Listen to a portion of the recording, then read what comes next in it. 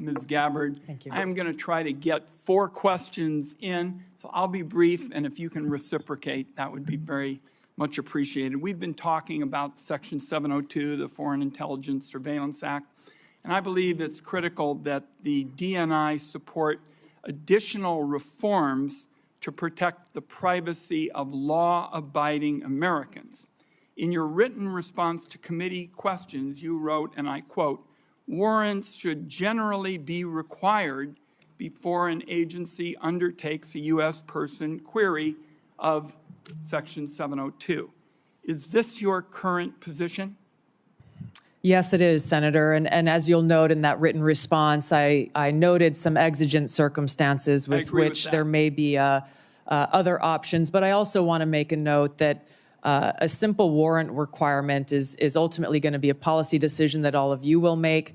I would point to history, to some examples. Time is short. I'm glad you answered in line with your written answer that you support a warrant. Section 702 also involves a huge loophole now that was included recently that could allow the government to force anyone with access to a Wi-Fi router or cable box to secretly participate in the warrantless surveillance program. Do you support, as I do, eliminating this language?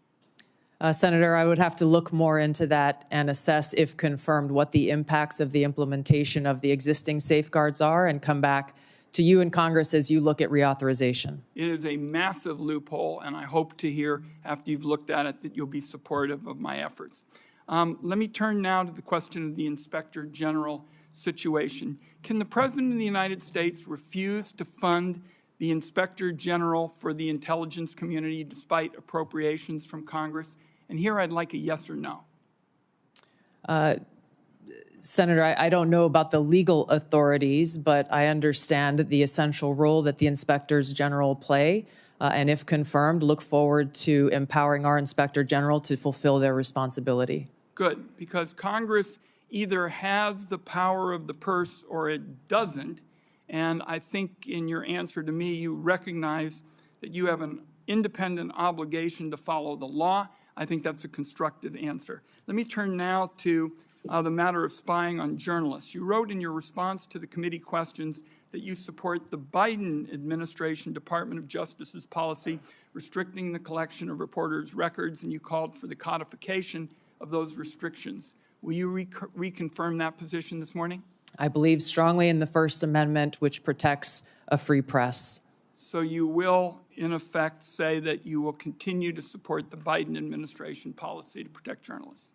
I'm not familiar with the specific Biden administration policy, but I believe strongly in the defense of the First Amendment. It is a policy that restricts the collection of reporters' records, and you have called for the codification of those records, so I am going to accept that you're not changing your position, and I appreciate it. I got time, I think, for one more question. While you were in Congress, you introduced legislation prohibiting the government from mandating that Americans' phones or apps include mechanisms to allow the government to bypass encryption or other privacy technology. In your written responses to the committee questions, you reconfirmed your opposition to these mandates. Is that still your position? Yes, these back doors lead down a dangerous path that can undermine Americans' Fourth Amendment rights and civil liberties. You are being very helpful by moving so quickly. Let me turn to whistleblowers. You wrote in your response that whistleblowers must have clear, protected channels to report concerns, including the unauthorized transmittal of classified information to appropriate entities such as members of Congress. Do you agree that IC whistleblowers must have a clear path to this committee and that they don't need permission from agencies to talk to us? That's a yes or no.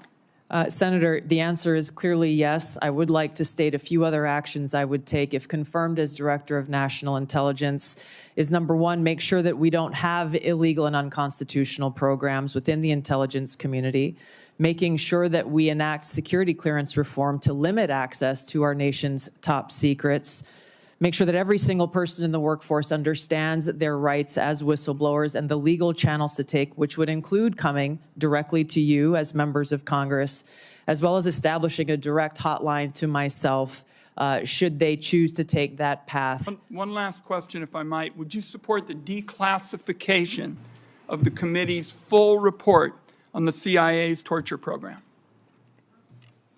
Senator, I believe in transparency. I have not seen this, and so cannot make an honest assessment